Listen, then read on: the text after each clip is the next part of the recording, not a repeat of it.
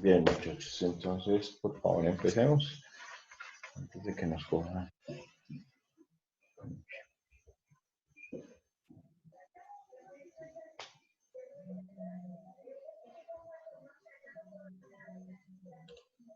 Profe, tiene que habilitarme para poder compartir pantalla. Listo, ya quedó. Disculpa. No coge el internet acá, solo allá al lado del eso.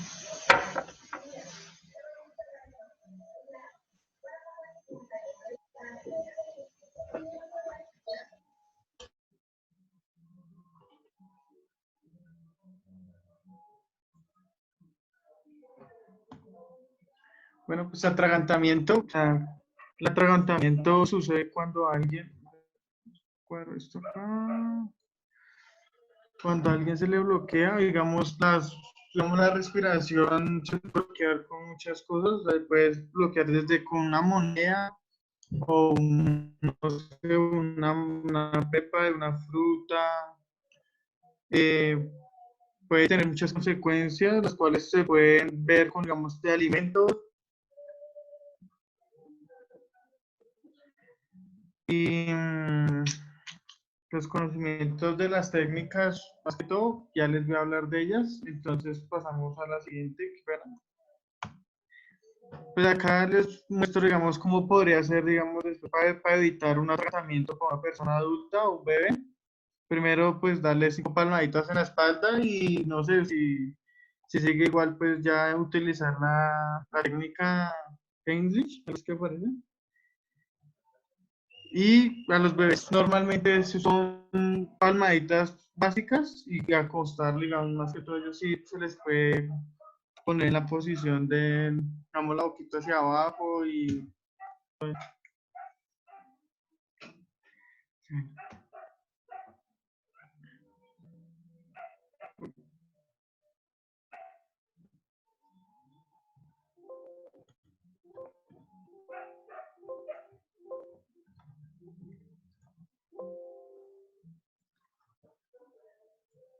Espera, profe, un momentico ya, es que pues, el computador se le metió un virus, entonces no está dejando hacer casi nada. Espera, un momentico, ya lo soluciono.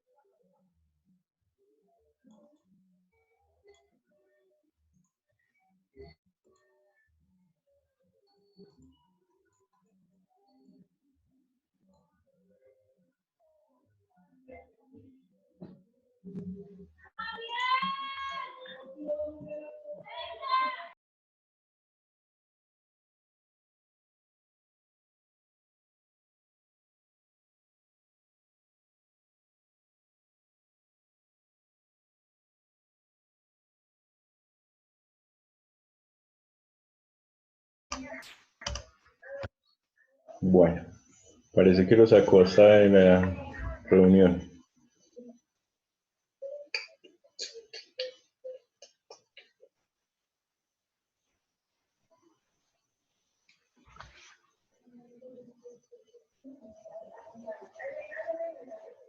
Fui yo.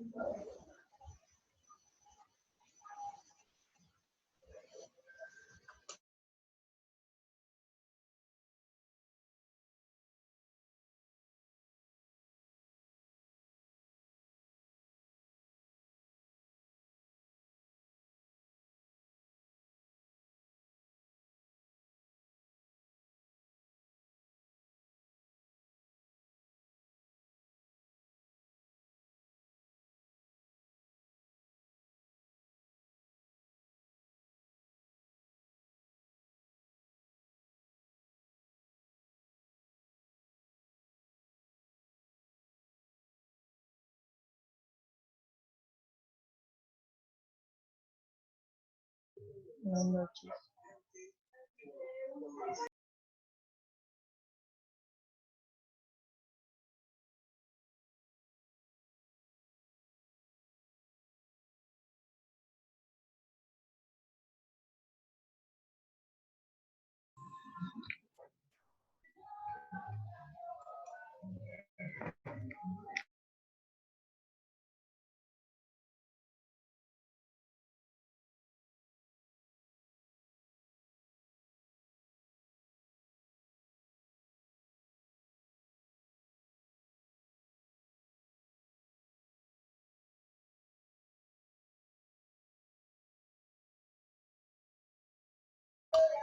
Bueno, muchachos, yo creo que empecemos con nuestra clase y si Víctor logra solucionar el problema, le damos el espacio al final de la clase, ¿les parece?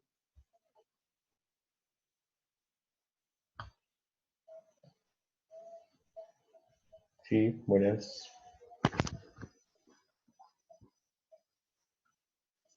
Muchachos, ¿me escuchan?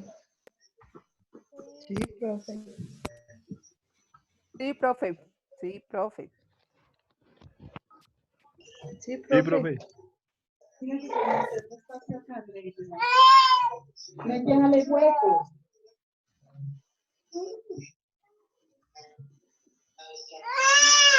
Yo mi montonera.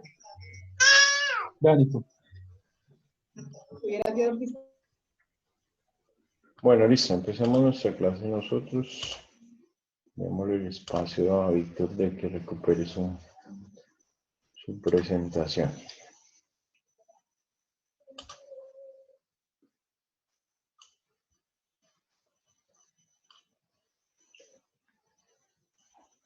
Bueno, bien, muchachos, espero que me estén escuchando bien.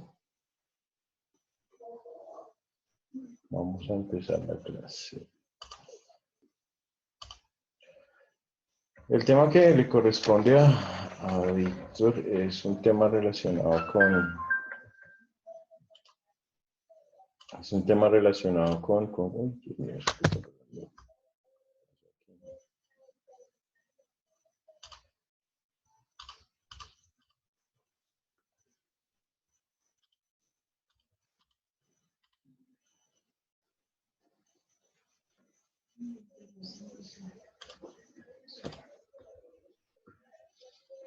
Entonces hoy teníamos que hablar de las obstrucciones de las vías aéreas, el atragantamiento. Ya nosotros hemos visto y conocemos la maniobra que revisamos que se llama la maniobra de Heimlich, ¿cierto? En esa maniobra de Heimlich, muchachos, les voy a pedir un favor, es que no estoy viendo a nadie en pantalla. No sé, no me gusta sentir que estoy hablando solo. Gracias, Sebastián. Aquí estamos, profe. Aquí estamos. Profe, aquí estoy. Profe, yo no sé si me ve porque me tocó conectarme desde el celular. Ya te estoy viendo. Listo, gracias. Es que siento que le estoy hablando al computador y no. Profe, se activó el video, se me pone muy lento. Sí, es muy raro. Nosotros somos 15 participantes en la noche. Ahorita solamente tenemos 8. Conmigo 9. ¿Sí? Entonces, no sé qué pasa con el resto de la gente, pero bueno, vamos a empezar. Ya hemos hablado de la obstrucción de la vía aérea, entonces hoy vamos a hablar específicamente de algo que se conoce como la asfixia por inmersión o el ahogamiento. ¿Listo?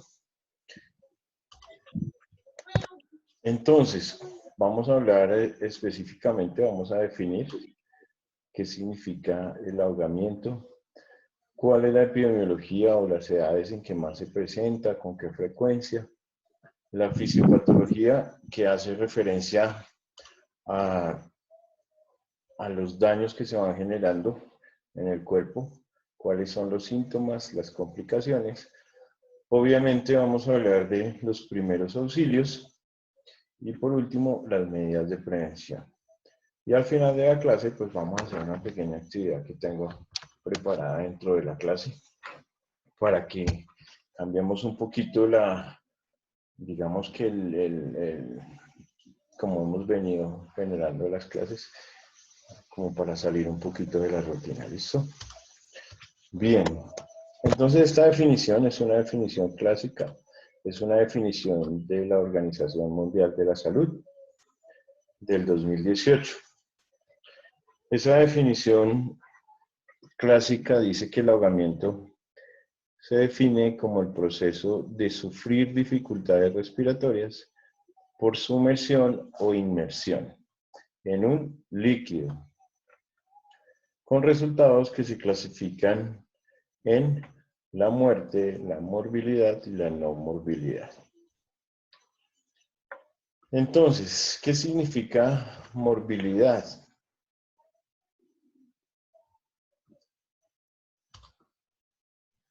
¿Cómo, profe? Como a mordida, profe. Morbilidad. ¿Muerte?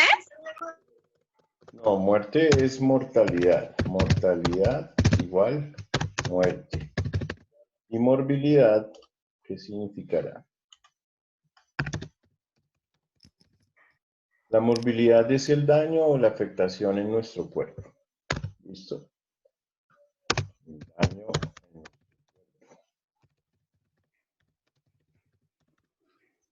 Entonces, fíjense que cuando hablamos de ahogamiento, hablamos de muerte, porque nos podemos ahogar, exactamente, muerte, o podemos tener morbilidad y no morbilidad.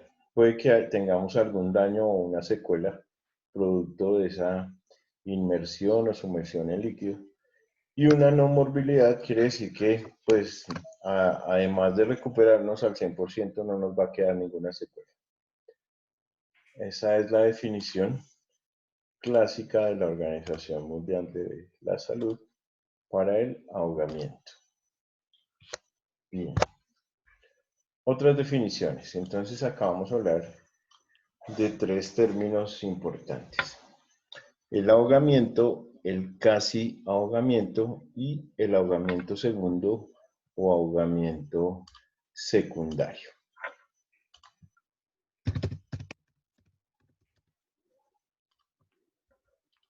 Entonces, el ahogamiento es igual a la muerte. Ahogamiento es igual a muerte producida por asfixia dentro de un plazo de 24 horas tras la inmersión en un medio líquido. Recuerden que aquí vamos a utilizar dos términos similares.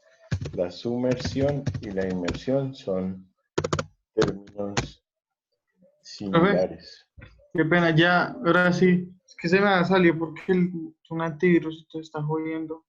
Víctor, sí, no te preocupes, mira, vamos a terminar la clase y te damos el espacio para que des tu presentación, ¿listo? Para no interrumpir Vale, esta ya. Te qué pena. No te preocupes, bueno. Bien.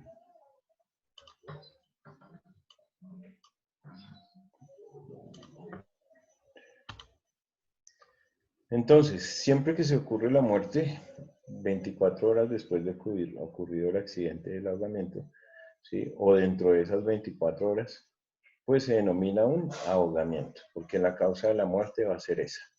La persona quedó inmersa o sumergida en un medio líquido y se ahogó. Casi ahogamiento es cuando el paciente sobrevive a esa inmersión, al menos de forma temporal, más de 24 horas. Se considera un casi ahogamiento. Y el ahogamiento secundario es una circunstancia en la cual los pacientes mejoran inicialmente, pero posteriormente se deterioran. Ocurre en el 5% de los casos. Este es lo mismo que hablábamos ahorita, la morbilidad. Cuando aparecen lesiones o cuando se suponía que habían mejorado inicialmente, pero luego empiezan a deteriorarse porque tienen alguna lesión grave. Esas son las tres definiciones que vamos a manejar cuando hablamos de inmersión o sumersión.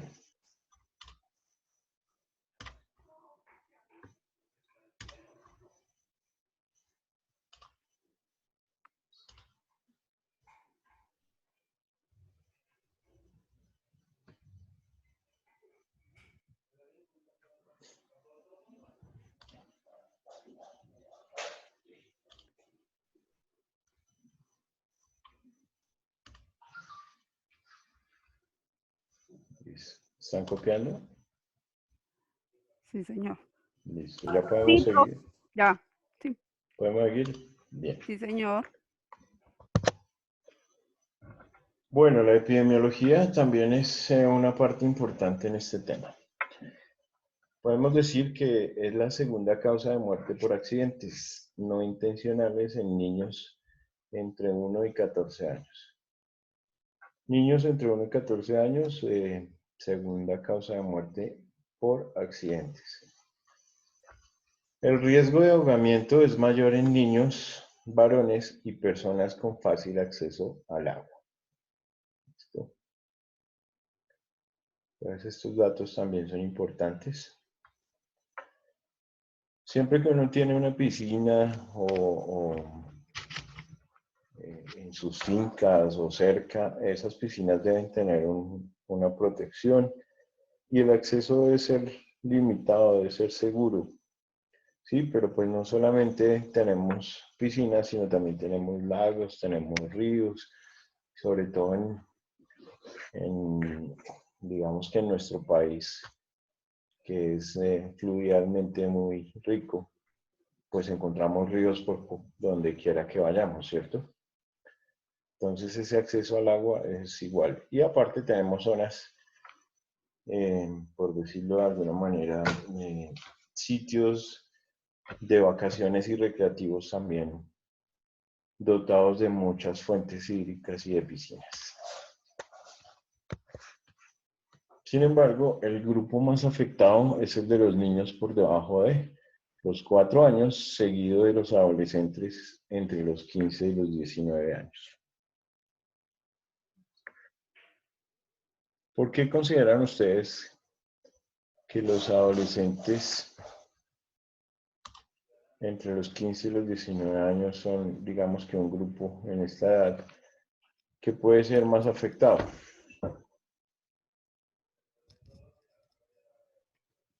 Porque Por la rebeldía. porque son como más aficionados como a salir en grupos. Más aficionados a salir en grupos. A Porque ya compartir, digamos, al río. de pronto porque los papás ya no tienen la misma atención de cuando estaban pequeños, no les prestan la misma atención. Sí, todo eso puede tener que ver. Sin embargo, tiene que ver mucho más con alcohol, drogas. Yo he visto un profe que a una amiga se le murió el hijo porque se fueron de paseo. Perdón, espérame, qué pena. Abre el micrófono, Lili.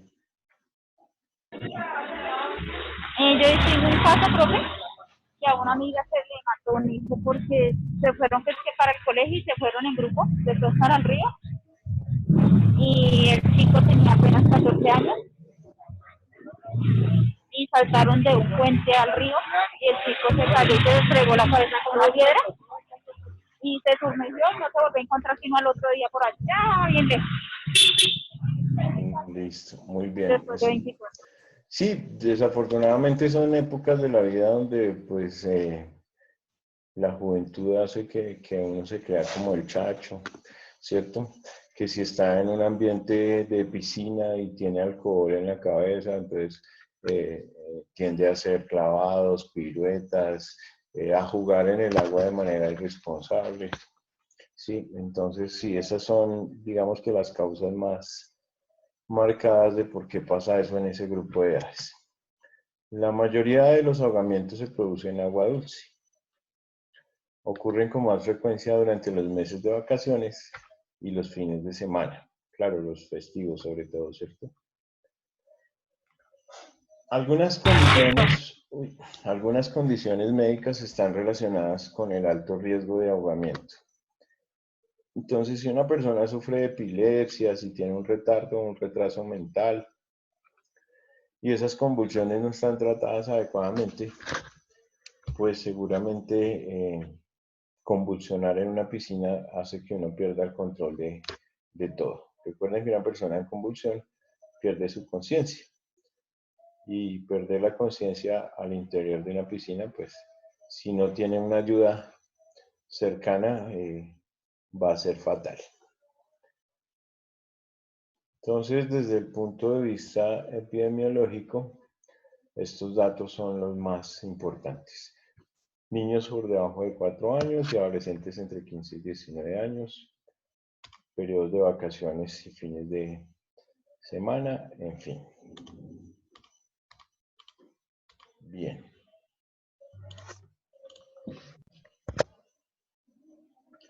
El escenario más habitual, entonces, encontramos también los niños y los lactantes ahogados en bañeras, claramente por descuido o con el contexto de malos tratos.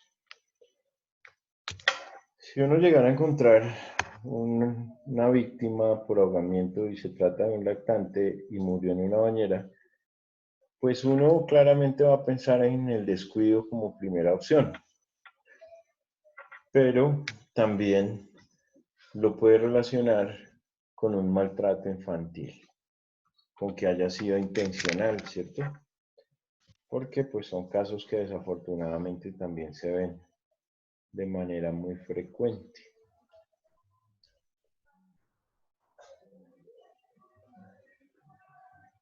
Los niños un poco más grandes, entonces las piscinas, habitualmente privadas en casas particulares, van a sufrir este tipo de accidentes de ahogamiento por inmersión. Se supone que las piscinas que son públicas, como en el caso de los hoteles, balnearios y demás, pues esas piscinas públicas van a tener todo el protocolo de seguridad.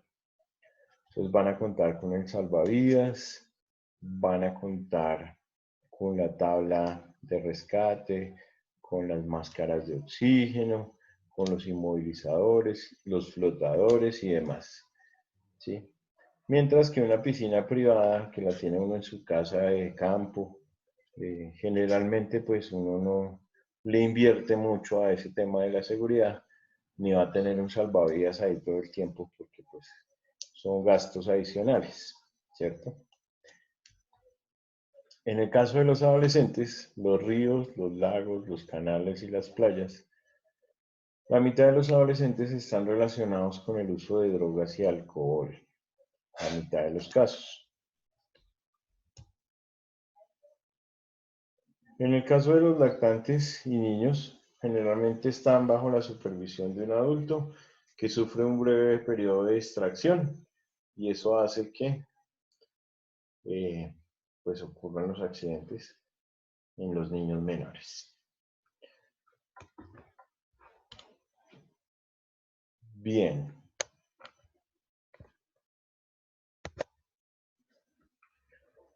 Vamos a anotar este glosario, son términos relacionados desde el punto de vista médico para tener en cuenta qué es lo que pasa en la fisiopatología del ahogamiento. Entonces vamos a hablar de atelectasias. La atelectasia es un colapso completo o parcial de un pulmón o parte de un pulmón.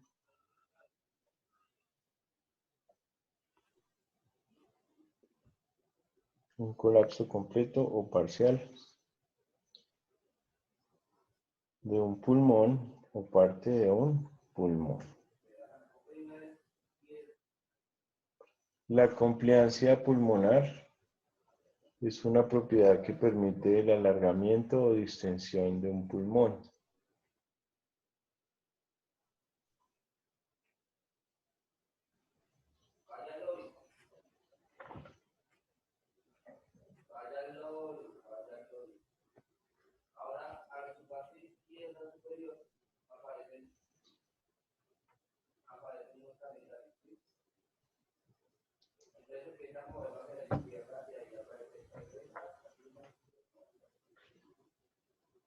El shunt intrapulmonar existe cuando hay una perfusión normal del alvéolo, pero la ventilación no es capaz de suplir las demandas de la región.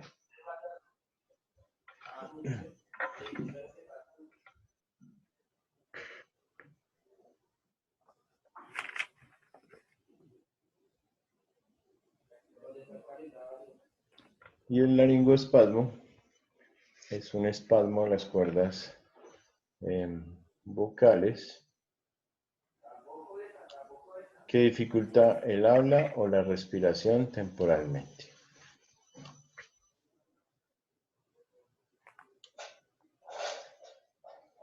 Estas 4 cosas se van a ver comprometidas en un ahogamiento. Vamos a tener la atelectasia, vamos a tener la compliancia pulmonar, el shunt intrapulmonar y el laringoespasmo.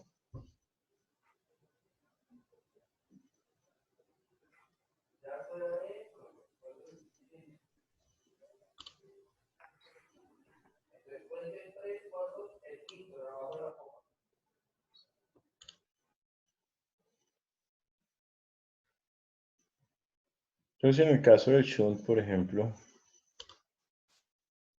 fíjense que recuerdan que el alvéolo es como la parte funcional de nuestro pulmón, donde hacemos el intercambio gaseoso. Digamos que el alvéolo tiene la capacidad de funcionar normalmente, pero la ventilación que tenemos no es una ventilación normal, no nos llega suficiente oxígeno. Y eso genera problemas en el aporte de oxígeno a los tejidos. Todo eso se origina por el shunt intrapulmonar.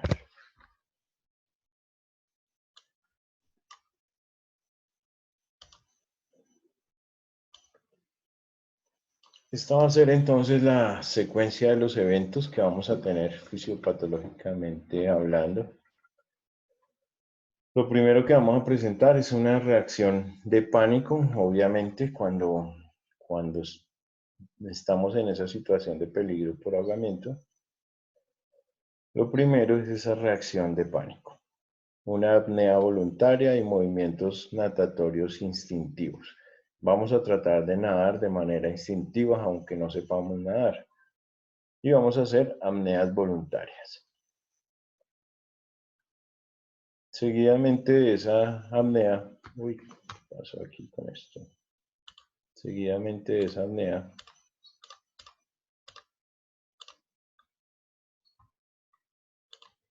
nos prendió el virus, Víctor. Mentiras, hipoxemia, hipercapnia y acidosis. ¿Qué es una hipoxemia, muchachos? ¿Quién me dice?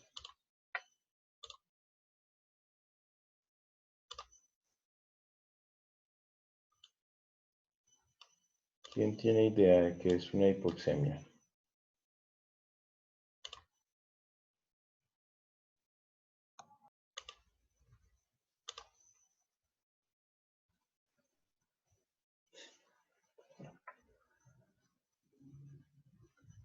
¿Nadie?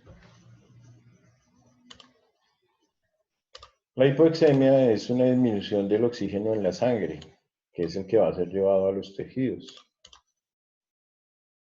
Bueno, entonces es una disminución de oxígeno en la sangre.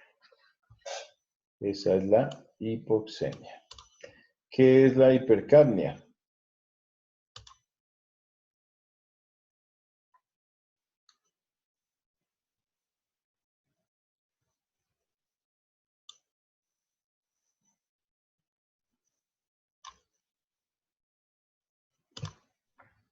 ¿Cuáles son los gases que intervienen en la respiración?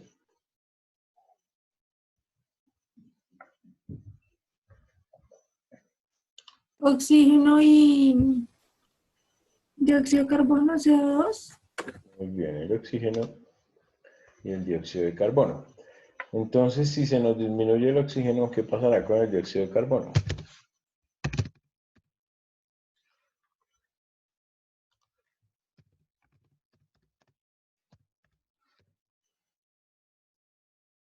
No tendremos, ¿sí? Se aumenta. Entonces, esto es lo que pasa en la sangre. En la sangre se nos disminuye el oxígeno que transporta, pero se nos aumenta el CO2.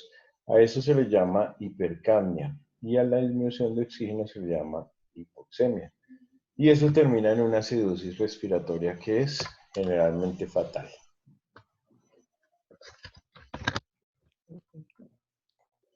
Las contracciones voluntarias del diafragma y el cierre involuntario de la glotis. Vamos a tratar de defendernos, por eso hacemos la apnea, por eso hacemos los movimientos natatorios. Disminuimos el ingreso de oxígeno y aumentamos el CO2. Vamos a tener contracciones de nuestro músculo del diafragma, que es el músculo de la respiración. Y se nos va a cerrar la glotis, que es la del habla, ¿cierto? Vamos a tener apertura de la glotis y en algunos casos un laringoespasmo. Vamos a tener las 4 patologías que vimos ahorita. El shunt intrapulmonar, la alteración de la ventilación, las atelectasias, la disminución de la compliancia pulmonar. Todo esto va seguido de estos primeros 4 pasos.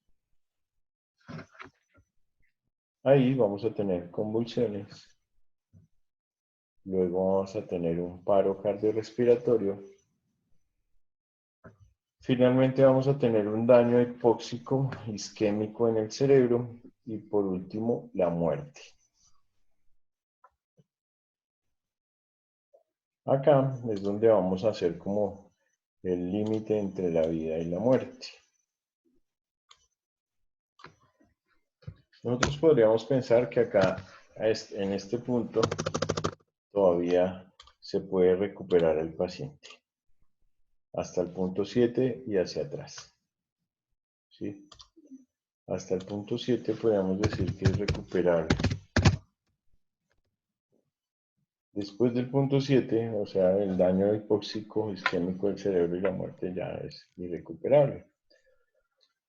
¿Qué es un daño hipóxico isquémico?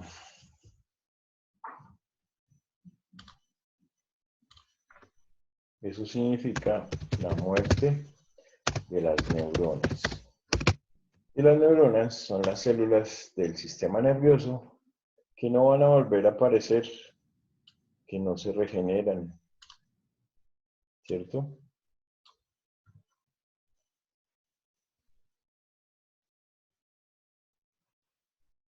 Entonces, ¿qué pasa cuando tenemos un daño hipóxico isquémico en el cerebro, pero no hemos muerto o no morimos?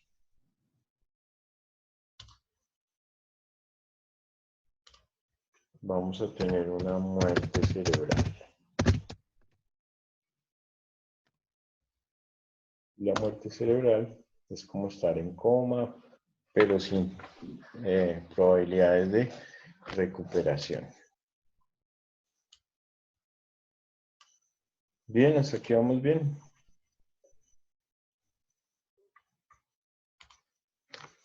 Sí, señor. Ok.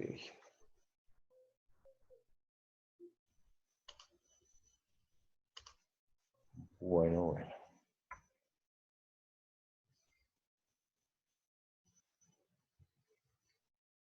Vamos a esperar a los que están tomando nota.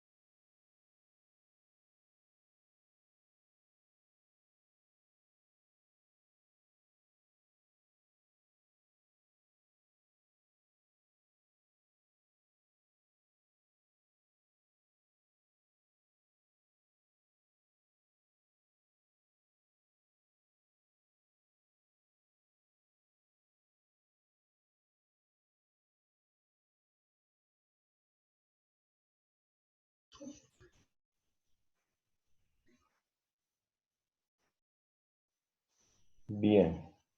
Continuamos.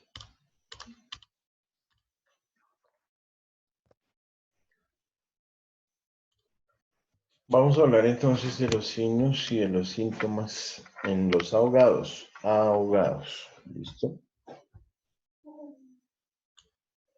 En el caso de los ahogados, vamos a tener entonces La ausencia de paso de aire. Esto es importante. No se produce salida de aire de la nariz o de la boca.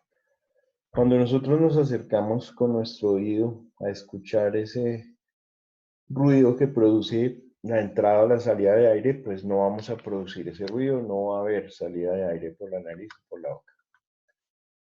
Vamos a encontrar un paciente pálido.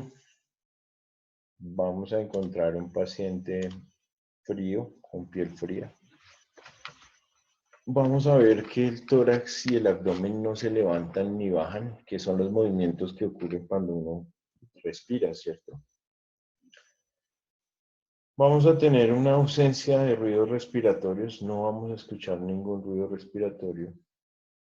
Vamos a tener una cianosis. ¿Quién me dice qué es una cianosis?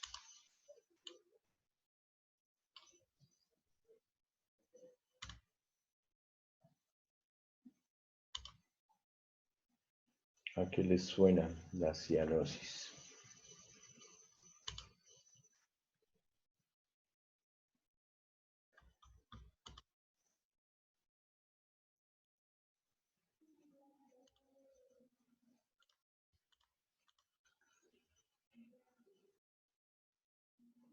Bien.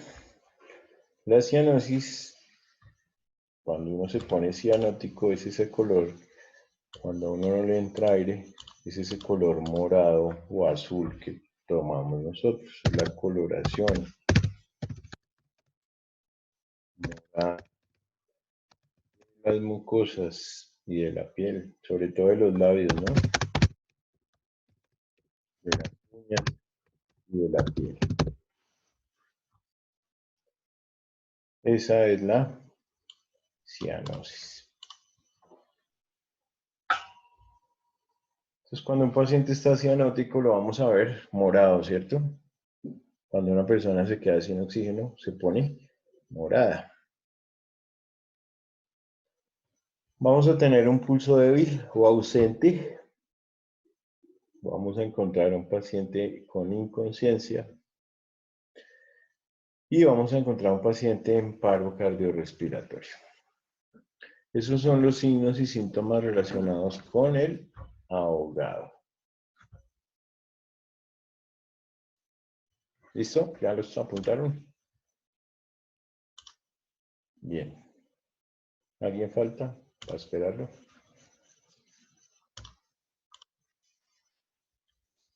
Siguiente.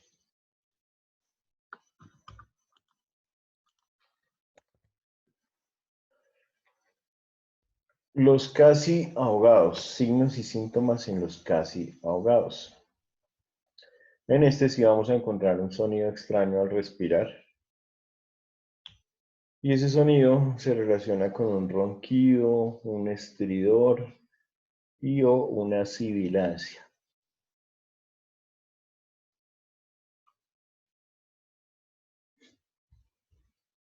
El ronquido, pues todos lo conocemos, ¿cierto?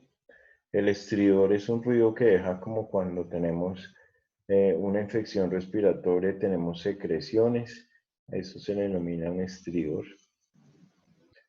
Y las sibilancias, ¿quién me dice qué son las sibilancias?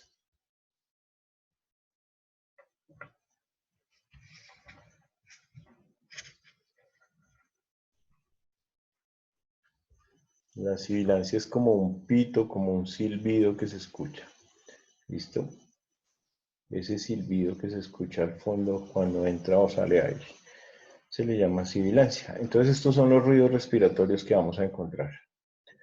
Ronquido, estridor y sibilancia. Un gorgoteo, que también es cuando tenemos la presencia de un cuerpo extraño, vamos a encontrar característica de un gorgoteo en la garganta. Cuando existe la capacidad de toser, seguramente va a toser con fuerza el casi ahogado. Adicional a eso, va a tener una disnea, que ya todos sabemos que es la dificultad respiratoria o para respirar.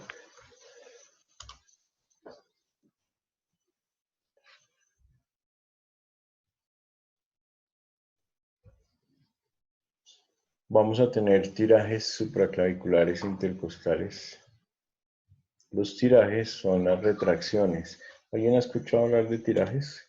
Son los signos de alarma cuando hay una dificultad respiratoria, se le hunde el pecho, ¿sí? Sobre todo en los niños. Entonces es el hundimiento de las costillas.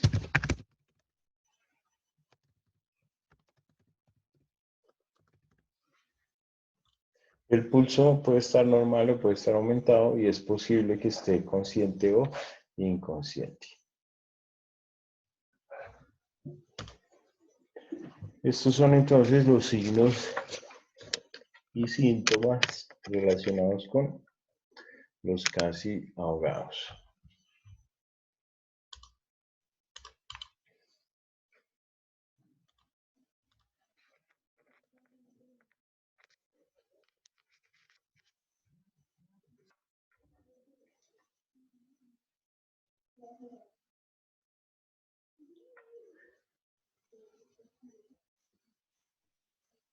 Bien.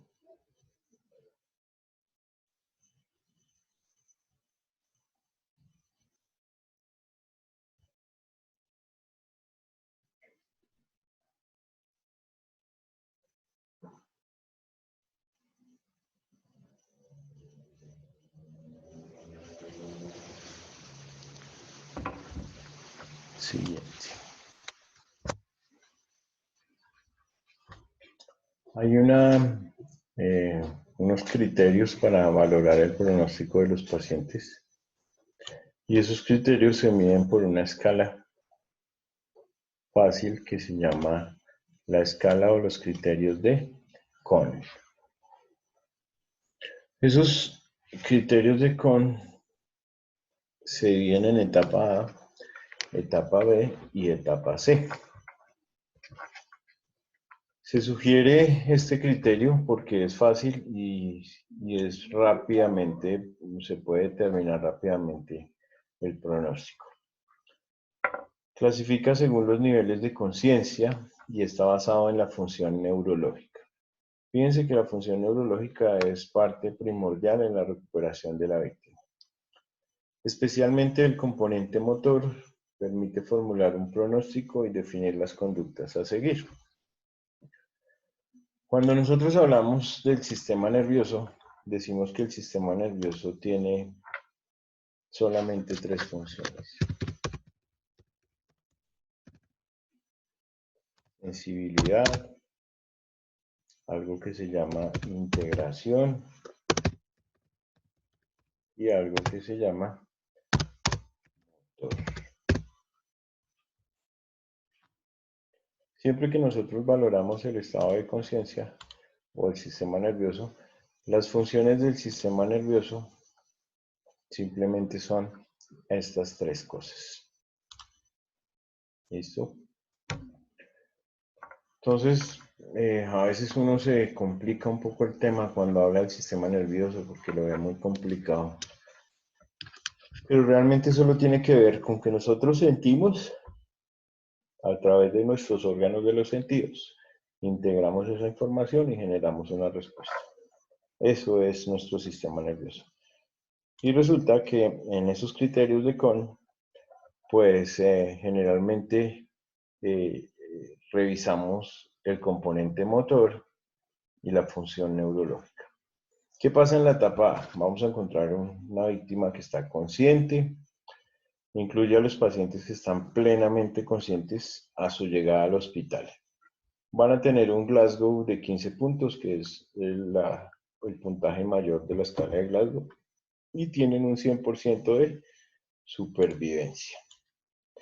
100% de supervivencia. Vamos a tener una etapa B, donde vamos a encontrar un paciente obnubilado o estuporoso. Pueden ser despertados con relativa facilidad, localizan el dolor, presentan respiración normal y ellos van a tener una escala de Glasgow entre 10 y 13 puntos. Un 90% de supervivencia, también tienen una supervivencia muy buena. ¿Qué significa obnubilado? ¿Quién me puede decir? Obnubilación quiere decir algo similar como andar en las nubes o como visión borrosa, como nublado. ¿Listo? Entonces, si tengo visión obnubilada, quiere decir visión borrosa o visión de nubes. Andar en las nubes. ¿Listo? En el caso de la conciencia. Obnubilado. Bien.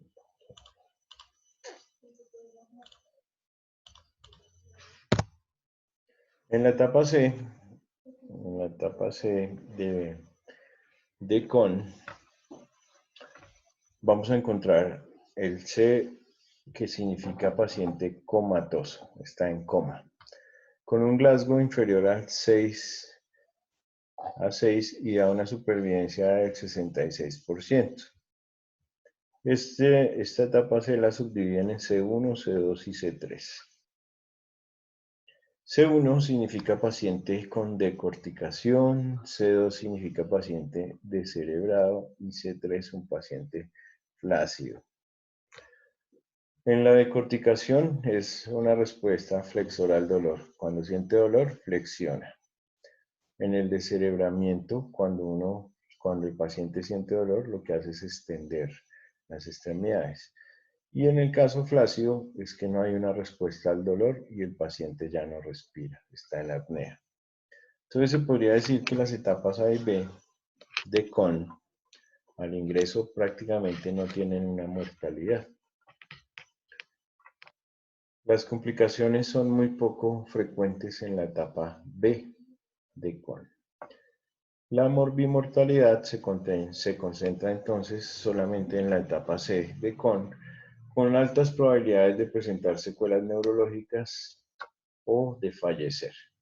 Entonces, en estos factores, ese pronóstico, utilizamos esa tabla de CON para estratificar un paciente solamente por su estado de conciencia. Y este sería el estado más grave, claramente.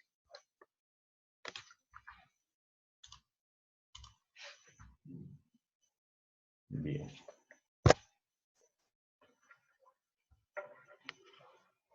Las complicaciones en un ahogamiento pues son dependientes de cuánto tiempo dura la víctima, en inmersión, si existe, aparte del ahogamiento por inmersión, algún tipo de golpe o de trauma, si hay un tiempo de demora en los primeros auxilios. Depende también de la temperatura del lugar donde se suceden los hechos y el lugar donde se produce el accidente. ¿Listo? Entonces, ¿cuánto dura un paciente o una víctima inmersa en el líquido? Pues es un punto grave, ¿cierto? Si aparte de eso se golpeó la cabeza, pues se va a complicar un poco más. Si empezamos los primeros auxilios tarde, también va a ser un factor de complicación. Factor de complicación.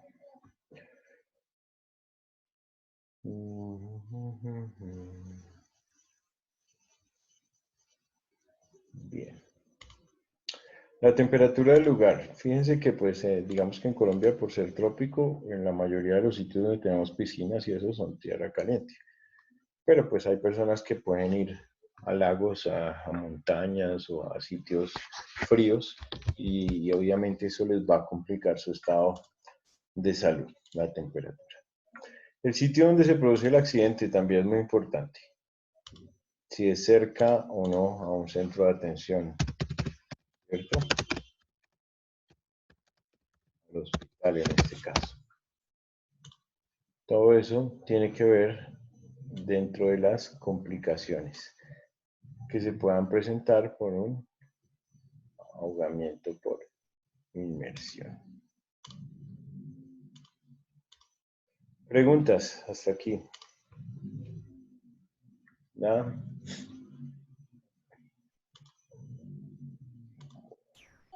Profe, una preguntita. ¿Más o menos cuánto tiempo la persona puede estar debajo del agua para que no le cree secuelas? obviamente sin golpes, sin nada de eso. Pues eso depende de muchas cosas, depende de todo ese proceso que les dije que pasaba a nivel de los pulmones, la telectancia, la compliancia, el shunt, porque eso hace que permita o no el ingreso de agua a todo el pulmón masivamente o que no. Y lo mismo el laringoespasmo. El laringoespasmo es el cierre de las cuerdas vocales y de la vía respiratoria.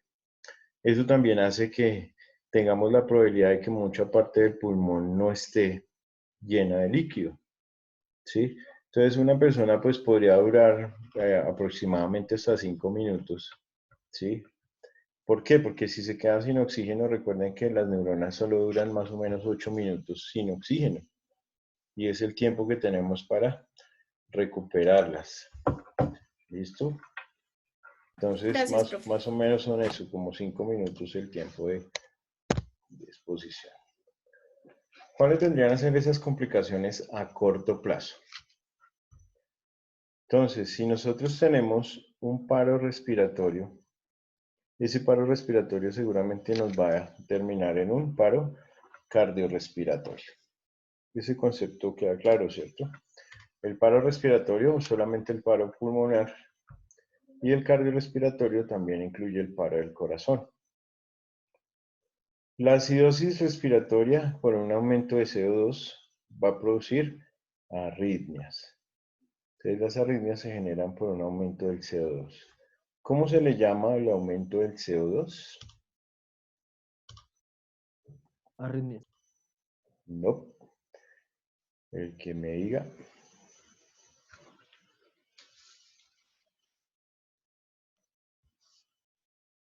¿Cómo se le llama el aumento del CO2?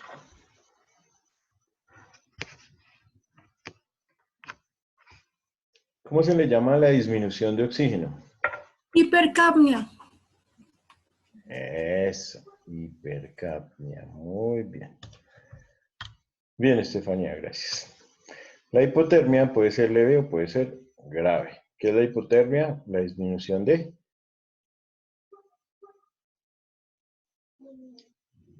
¿El calor? de la temperatura. Recuerden que el aumento de la temperatura es la fiebre y la disminución es la hipotermia. El neumotórax, el edema cerebral y la muerte. ¿Quién me dice que es un neumotórax? Esto es... El pulmón cuando normalmente le llega sangre o agua al cuerpo y tienen como un líquido que no es compatible con el pulmón y se le inflama o algo así. ¿O el aire? Bien. Sí, digamos que tienes la idea, pero no soy muy bueno para dibujar y menos con el mouse, entonces voy a tratar de hacerlo lo mejor posible. ¿Listo? Resulta que vamos a dibujar aquí nuestro pulmón con color azul. Este es un pulmón. Bien. Nuestro pulmón, ¿qué va a tener a su interior? Va a estar lleno de oxígeno, ¿cierto? Siempre va a estar lleno de aire. El oxígeno debe estar ahí, adentro del pulmón, no en otro lado. El neumotórax quiere decir que nuestro pulmón tiene una capa que lo recubre como una bolsa. Entonces vamos a dibujar la bolsa con rojo. Como es una capa, pues obviamente va a estar alrededor del pulmón, ¿cierto? Eso que está representado con rojo es la pleura, la capa que recubre los pulmones. Un neumotórax o un hemotórax o un quilotórax son simplemente que entre la capa de la pleura y el pulmón va a haber, en el caso del neumotórax, vamos a tener aire. ¿Ya? En el caso de que fuera sangre sería un hemotórax. Y en el caso de que fuera pus sería un piotórax. Y en caso de que fueran reacciones químicas sería un kilotórax. ¿Sí? Sustancias químicas. Cuando a uno se le empieza a llenar de aire ese espacio entre la pleura y el pulmón, pues el pulmón se empieza a colapsar. Y cada que vaya a entrarle aire, pues no va a poder expandirse porque el aire va a estar por fuera. Y eso provoca la muerte. ¿Cómo se mejora un hemotórax? Pasándole un tubo por las costillas para drenar ese aire.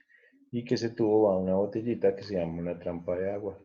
Eso es lo que hacen cuando una persona sufre una herida por arma cortopunzante, que la chuzan y le alcanza a coger el pulmón, pero lo que hace es que se llene de aire entre la pleura y el pulmón y produce un neumotórax.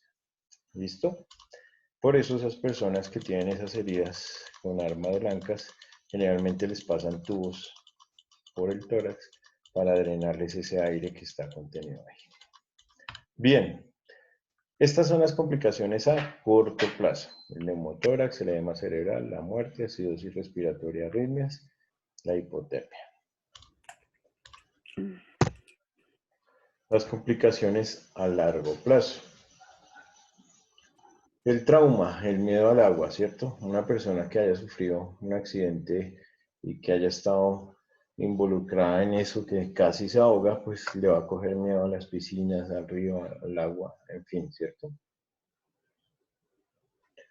Entonces el trauma, desde el punto de vista psicológico, es muy importante. La hidrofobia.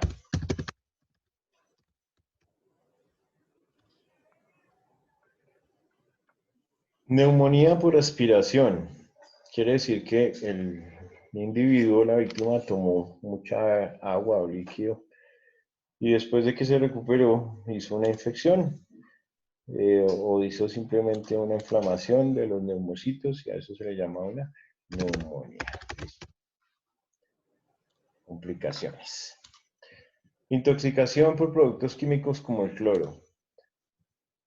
Ustedes saben que esa coloración azul que tienen las piscinas es porque están con una dosis de hipoclorito o de sustancias relacionadas con el cloro para hacer supuestamente desinfección de la piscina, ¿cierto?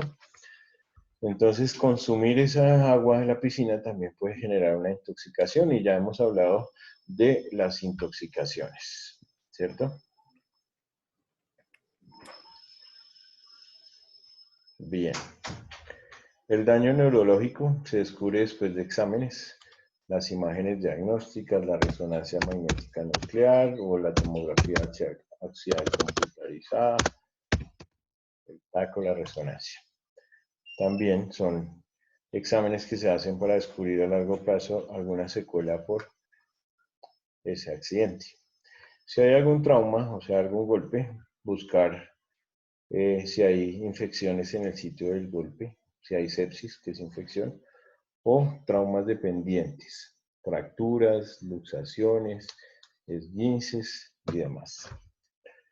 Dependientes de la temperatura del agua, también se pueden generar complicaciones. Muerte posterior, o sea, que se haya recuperado desde un momento a otro le genere la muerte. Y por último, un daño de los riñones. El daño de los riñones también se puede presentar como complicación a largo plazo.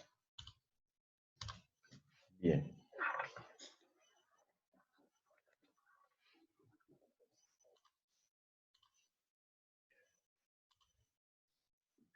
Bien.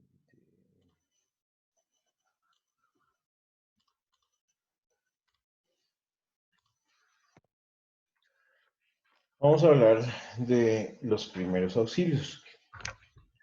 Entonces, en los primeros auxilios, lo primero que hay que hacer es sacar a la víctima inmediatamente del agua. Claro, no le vamos a hacer reanimación al interior de la piscina, ¿cierto? Entonces, claramente lo primero que se hace es sacar a la víctima del agua. Lo segundo, llamar al 123 si el accidente es en un área urbana cerca del pueblo, ¿sí? O al 212 en zonas rurales, que es como el de los bomberos y esto, ¿cierto? O la policía. Los números de emergencias importantes. Primero, realizar la maniobra de Heimlich. Fíjense que la maniobra de Heimlich no es solamente para cuerpos extraños en la vía aérea, sino también para extraer agua de las vías aéreas.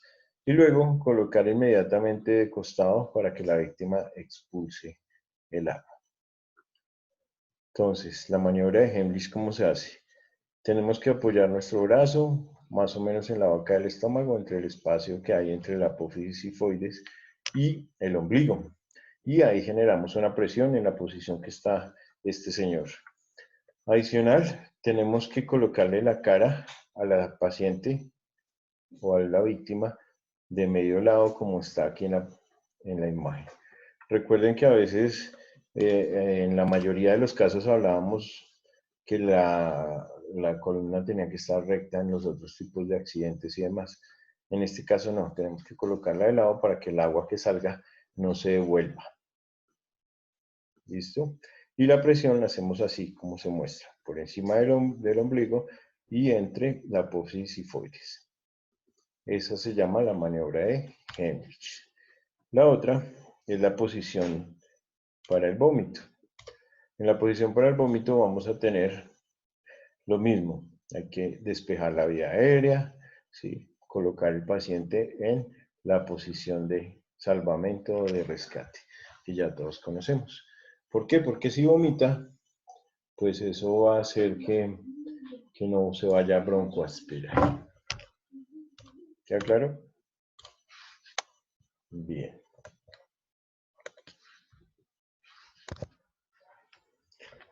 Las consideraciones para realizar la maniobra de Heimlich. Entonces, importante, ejecutar siempre una superficie dura. No podemos hacerlo en superficies blandas o inestables. Tenemos que buscar un piso que sea duro para ejecutar la maniobra.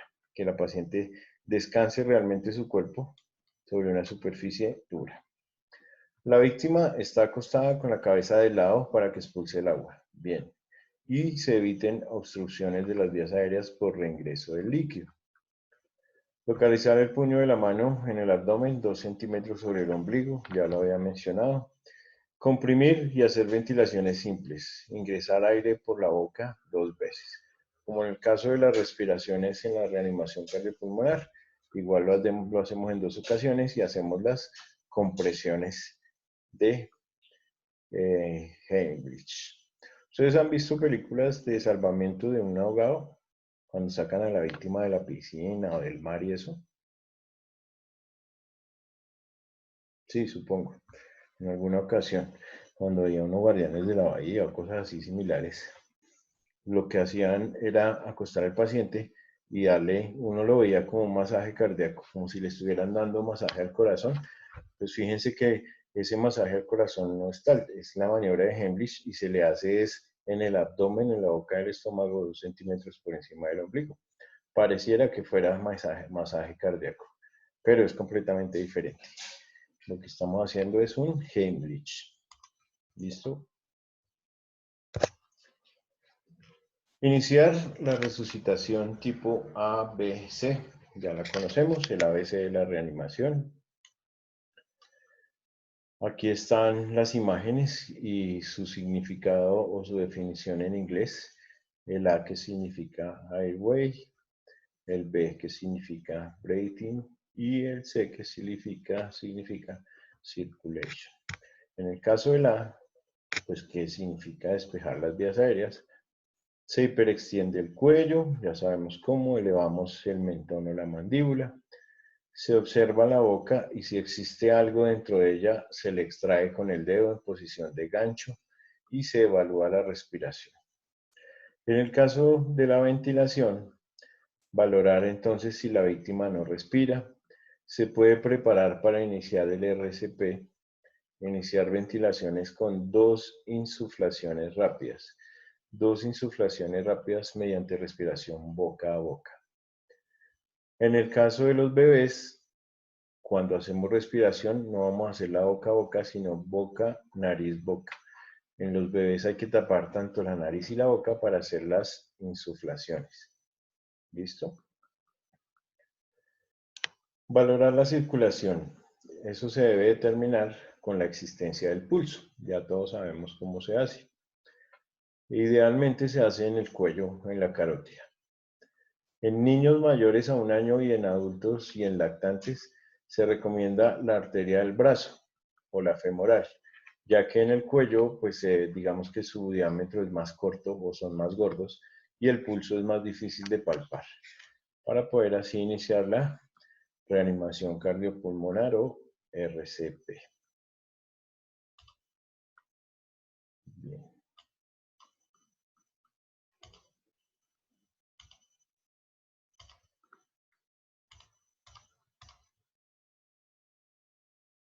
Continuemos.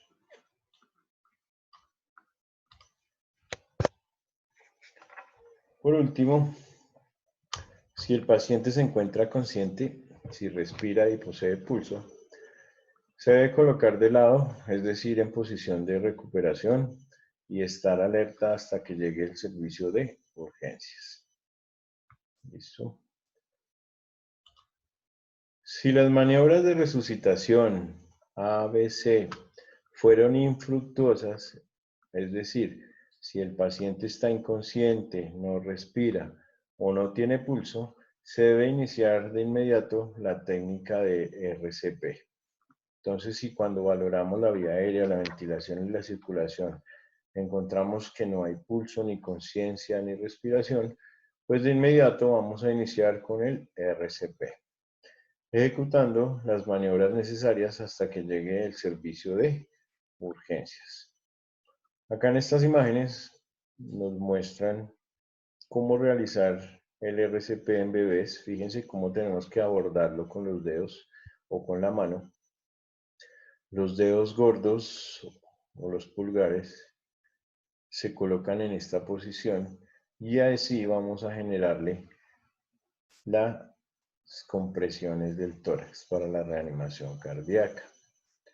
Las compresiones del tórax para la reanimación cardíaca. En el caso de los niños un poco más grandes, se coloca solamente una mano en el sitio de la presión y con la otra vamos a permeabilizar la vía aérea para las respiraciones. Y en el caso de los adultos, pues ya sabemos que se hace arrodillado al lado del paciente, la espalda recta, los brazos erguidos y rectos. Se empiezan los masajes, 30 masajes por 2 ventilaciones, ¿cierto? Bien. Vamos a hablar entonces un poco de las medidas de prevención. Ya vamos a terminar. Las medidas de prevención. Siempre la supervisión de un adulto responsable en una piscina. Siempre. Puede pasar desapercibido. Cada segundo cuenta. Los niños pequeños definitivamente no se pueden descuidar. Si es en el momento del baño, en la bañera, pues obvio no. Y si es en una piscina, pues muchísimo menos. Entonces la supervisión del adulto responsable es indispensable. En los casos de las piscinas privadas, pues debe tener unas protecciones. Una reja de más o menos 1.2 metros como mínimo, de ahí en adelante todo lo que quieran. Deben estar separadas de 10 centímetros entre barra y barra que no permitan el acceso ni siquiera de un niño. Y el acceso único con seguro a prueba de niños debe estar con un cierre. Si es con candado o automático, mejor. Siempre son medidas de protección para las piscinas privadas. En las públicas, pues se supone que hay protocolos. La falsa seguridad a los padres. Y si mejor aprende a nadar,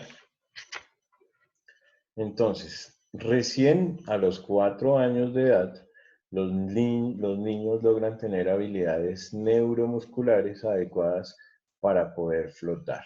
Antes de eso, no es conveniente llevarlos a academias de natación. Entonces, hasta los 4 años de edad. Antes, no. Eso lo dice la Academia Americana de Pediatría, no lo digo yo. ¿Listo? Las clases de natación a edad precoz no aceleran las capacidades ni las habilidades durante una emergencia. ¿Listo? Las clases de natación de forma precoz podrían dar una falsa seguridad a los padres. Entonces, claro, los padres se confían porque el niño de 3 años está en una escuela de natación y le generan falsas seguridades, le dan ciertas libertades que pueden terminar en accidentes fatales, ¿cierto? Entonces recuerden, solamente a partir de los 4 años un niño logra flotar. Claro, toda regla tiene su excepción, ¿cierto? Los niños menores, casi que recién nacidos, pueden nadar, claro, porque vienen de un medio líquido. Entonces un niño podría nacer en una tina llena de agua. ¿Ustedes han visto partos en tinas? Bien, yo también. Los partos en tinas son muy comunes. Hay médicos que todavía los practican, ginecólogos. Entonces prefieren que el parto sea dentro de una tina o una piscina porque es un parto menos traumático, tanto para la mamá como para el bebé. Y una vez que nazca en la tina, pues ahí sí lo sacan y le hacen todo el protocolo de respiración. ¿Listo? Bien. Las medidas de prevención, seguimos en lo mismo. El uso del chaleco salvavidas. Dependiendo del peso y tamaño del niño, se deben destacar que los flotadores no reemplazan a los chalecos salvavidas. En ese orden de ideas, ustedes han visto que en la mayoría de las piscinas de vacaciones y de centros vacacionales, todos los niños tienen los flotadores aquí en los brazos, unos infladores en los brazos, otros en la cadera alrededor, otros los tienen el flotador con forma de patico, de Mickey Mouse, de tiburón y demás, ¿cierto? Esos no reemplazan a los chalecos salvavidas. Este chaleco salvavidas que tiene este chico debería ser el chaleco que se debería utilizar, ningún otro. Entonces, sí y siempre sí se deben utilizar chalecos salvavidas, no flotadores de 2.000 pesos.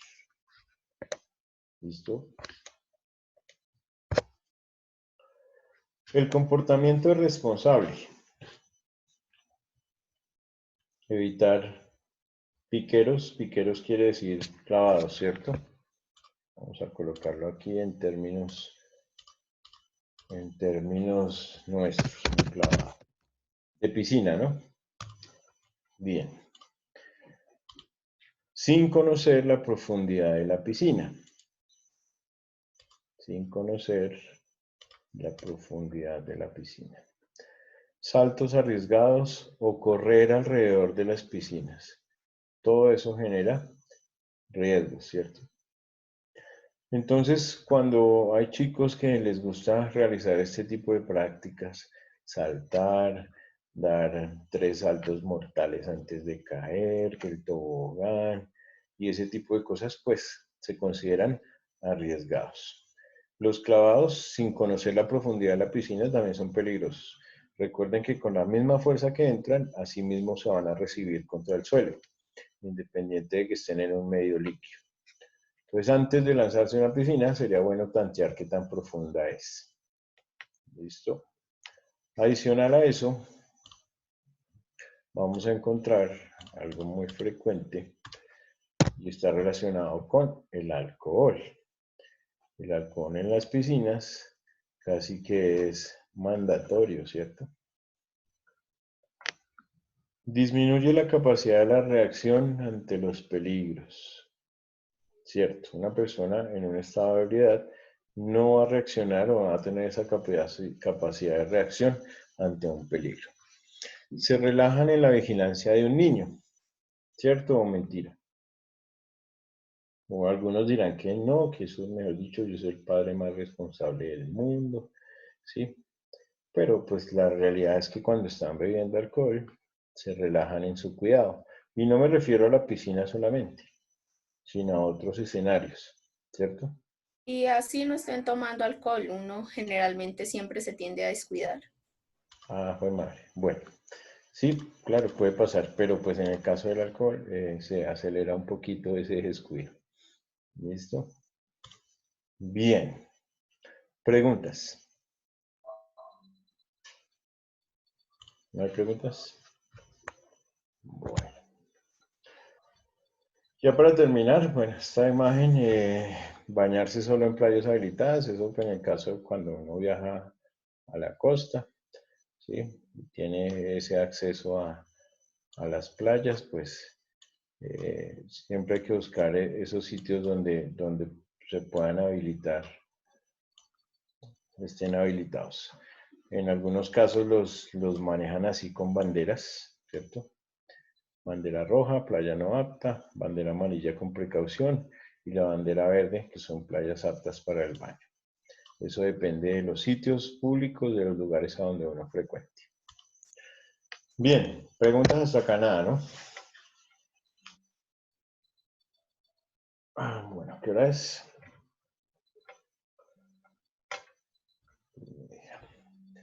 Listo, vamos a hacer una actividad entonces en relación a esta presentación que acabamos de ver.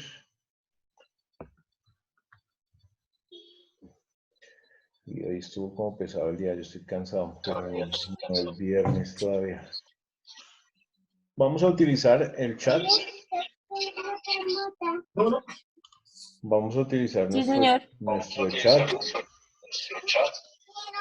Y lo vamos... Espérame un segundito. ¿Quién tiene los micrófonos aquí abiertos? Lo vamos a utilizar de esta manera. Todos me van a escribir, no al grupo, sino me van a escribir a mí, al profe, a Alexander Durán. ¿Listo? Y me van a dar la respuesta de la pregunta que va a aparecer en la pantalla. Como son como 7 preguntas, o 8 preguntas, entonces me van a colocar 1 y al frente me colocan A, B, C o D. ¿Listo? Entonces simplemente 1A, 1B, 1C o 1D. Y luego con la segunda pregunta, pues 2A, 2B, 2C, de acuerdo a lo que ustedes consideran que es la respuesta. ¿Listo? Pero pues no la compartimos con todo el mundo, solo con el profesor. Por eso me van a escribir al chat mío. ¿Quedó claro? A este chat, ¿sí? ¿O al del WhatsApp? No, a este, al WhatsApp no, a este. Ay, sí que yo lo entiendo. No, así. ¿Listo? Bien.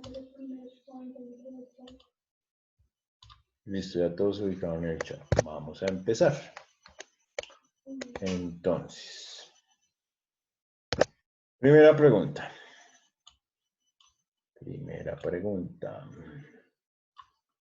Vamos a colocar esto por acá arriba. Dentro de las medidas de primeros auxilios, ¿cuáles son las etapas del método de la resucitación ABC? A. Despejar la vía aérea, valorar la respiración, valorar la circulación.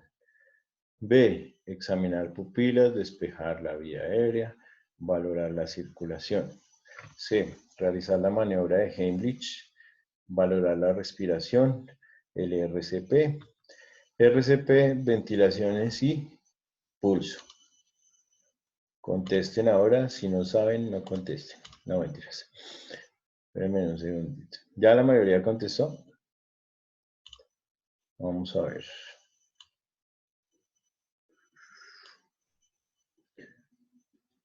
Bien, Harold, Camila, Jesús, Ana Domínguez. Bien. ¿Quién me falta? Estefanía, Sebastián, bien.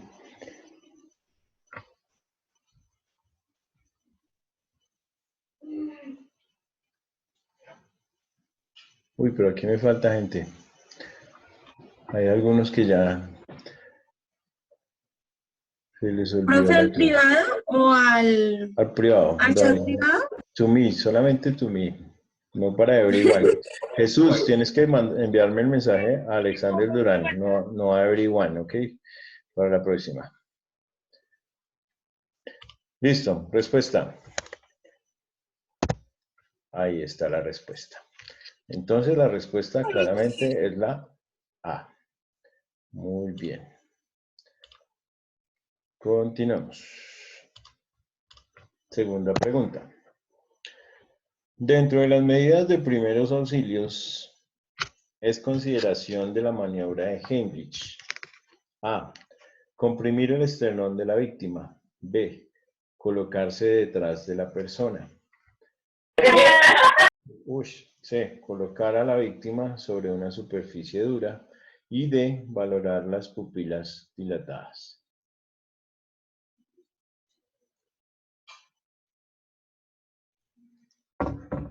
Bien, vamos a ver sus respuestas.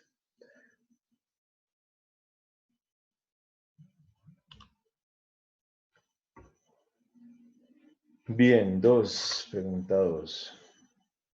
Bien, bien, bien.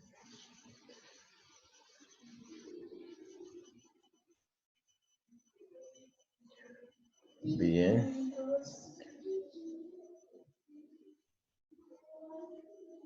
Bueno, bien. Hay varios que están equivocados. La respuesta es la C. Fue lo primero que dijimos. Hay que colocar a la Profe, víctima. una preguntita. ¿Dónde es que yo estoy respondiendo al otro, al de primeros auxilios? No, pues tú tienes tu chat aquí en la presentación de la clase. Simplemente lo abres y me escribes a mí en el chat de tu computador. ¿Listo? Donde dice enviar, ahí te da una opción donde están todos los nombres de los muchachos. Y ahí buscas el nombre de... Gracias, Jesús, gracias. Entonces la respuesta es la C. Elizabeth mal, Lili mal, Ana Domínguez lleva 2 mal. ¿Qué pasa? Bueno, bien, no estaban poniendo cuidado en la clase. Bien. Siguiente. Jesús lleva 1 mal. Tercero. Según la Asociación Americana de Pediatría... Yo contesté la C. Muy bien, muy bien. Cuando no sé, pongo la C. No, mentiras. Esa era la respuesta. Esta era la razón. Según la Asociación Americana de Pediatría, ¿a qué edad los niños tienen la capacidad neuromuscular para flotar? A cualquier edad. B, antes de los 4 años. C, desde los 4 años. D, después de los 2 años.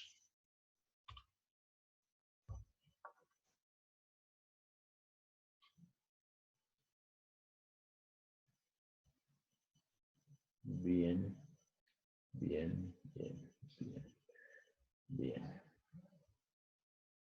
Bien. Listo, muy bien. ¿Ya todos contestaron? Bueno, la respuesta es desde los 4 años. Lo acabamos de decir hace 5 minutos, ¿cierto? Que antes de eso no habían desarrollado. Ana, llevas 3 mal. Me estoy preocupando.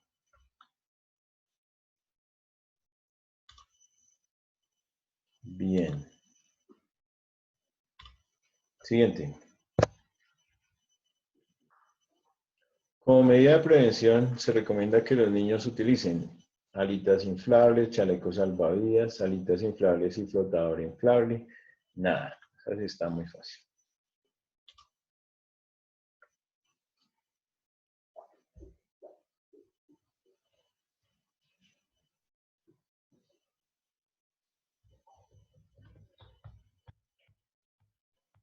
Bien. Perfecto. ¿Ya todos contestaron? Profe, yo no puedo contestar ni una esa vaina, yo no puedo contestar ahí. ¿Quién dijo? ¿Quién dijo? Yo, Nini. ¿Cómo así que no has podido? ¿Por qué? O sea, le voy a meter, o sea, le doy a donde dice participantes y ahí me salen en todos. Le doy en todos.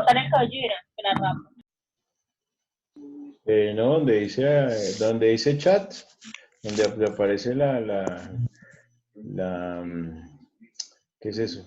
Pues si yo manejo el celular. Ahí aparecen todos y le das clic ahí y ahí te van a salir todos los participantes, escoge el profesor.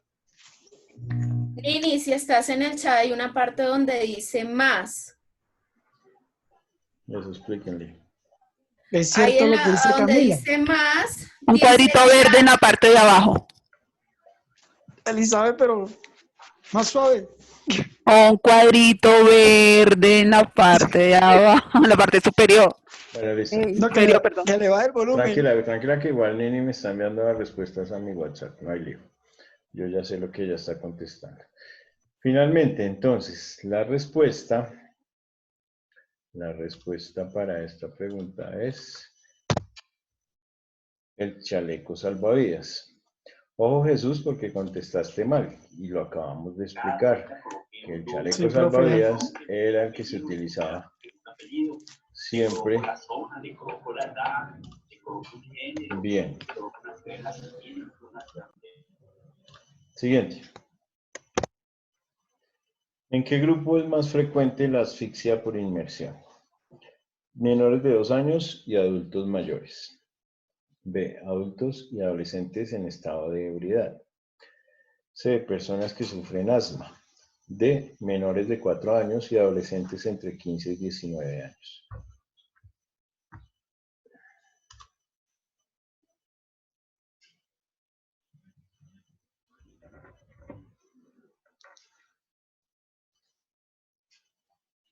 Me quedé esperando. Bien, respondan.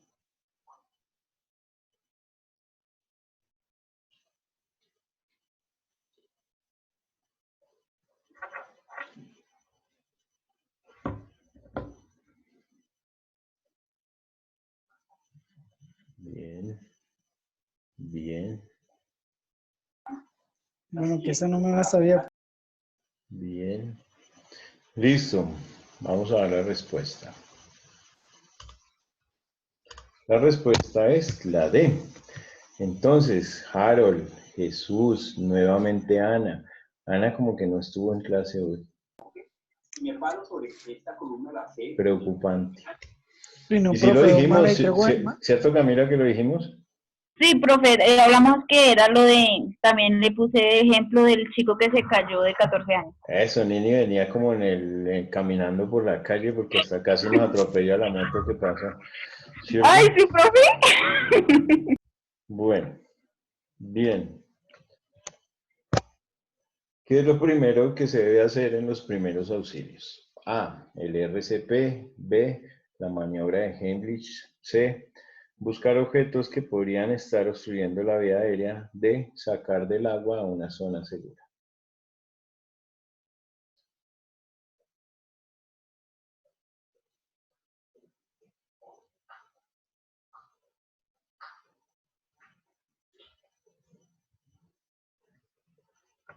¿Listo? Vamos a ver qué respondieron.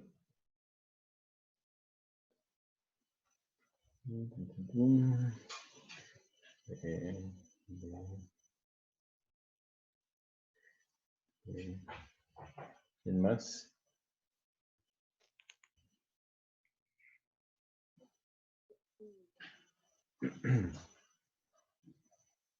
¿Listo?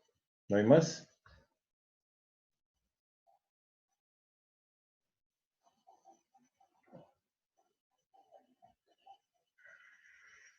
Bien.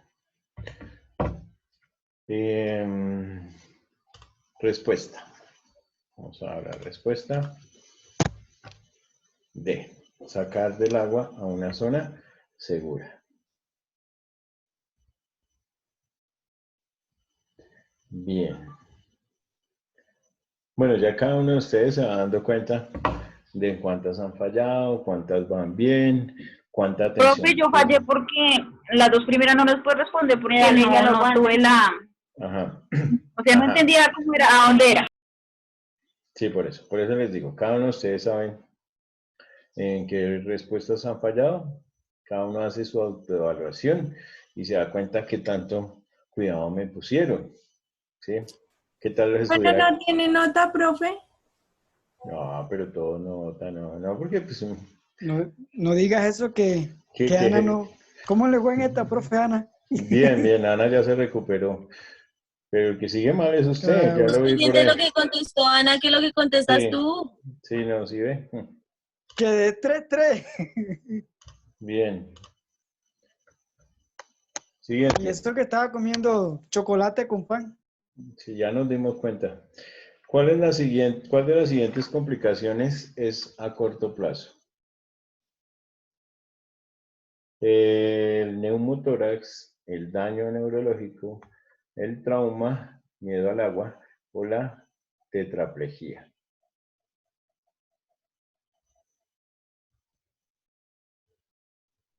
conteste. ¿Se puede subirlo un poquito más? Porque es que no alcanza las últimas letras sin molestar tanto. Ay, creo que desde la presentación no creo que me deje, pero te las voy a leer. A, neumotórax. B, daño neurológico. C, trauma o miedo al agua, o sea, la hidrofobia. Y la D, la tetraplejía, que es un daño de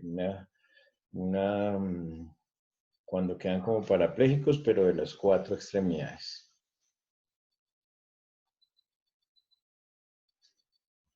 ¿Listo?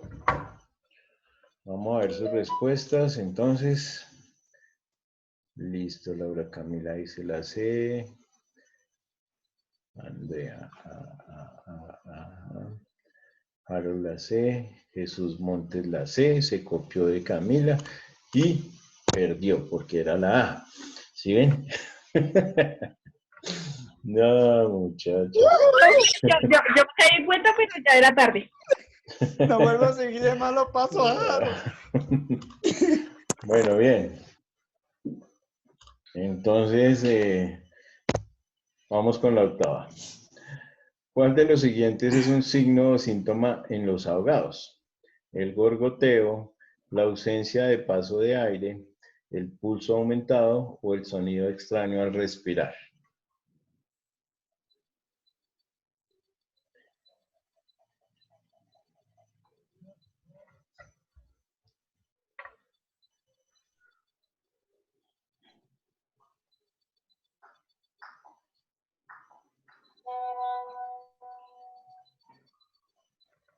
Vamos a ver sus respuestas acá. Entonces, dice 8.